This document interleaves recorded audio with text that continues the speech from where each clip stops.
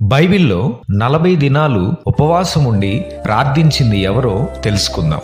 మొదటిగా ప్రభువైన యేసుక్రీస్తు తన బహిరంగ పరిచర్యను ప్రారంభించే ముందు 40 రోజులు అరణ్యంలో ఉపవాసం ఉండి ప్రార్థించారు.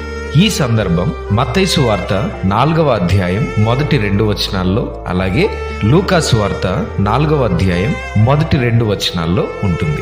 రెండవదిగా మోషే దేవునితో మాట్లాడడానికి సీనాయి పర్వతం పైకి వెళ్ళినప్పుడు 40 రోజులు ఉపవాసం ఉండి దేవునితో గడుపుతాడు. ఆ సమయంలో మోషే దేవుని నుండి 10 ఆజ్ఞలను స్వీకరిస్తాడు.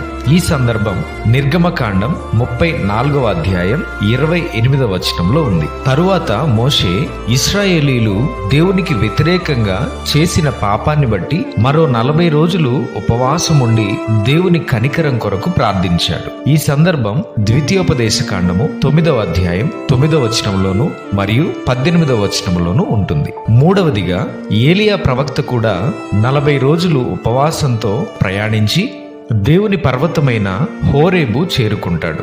40 రోజులు నిరంతర ప్రార్థన కాకపోయినా ఇది ఒక ఆధ్యాత్మిక పునరుద్ధరణకు మరియు దేవునిని కలుసుకోవటం కోసం చేసిన ప్రయాణం. ఈ సందర్భం మొదటి రాజుల గ్రంథం 19వ అధ్యాయం 8వ వచనంలో ఉంటుంది.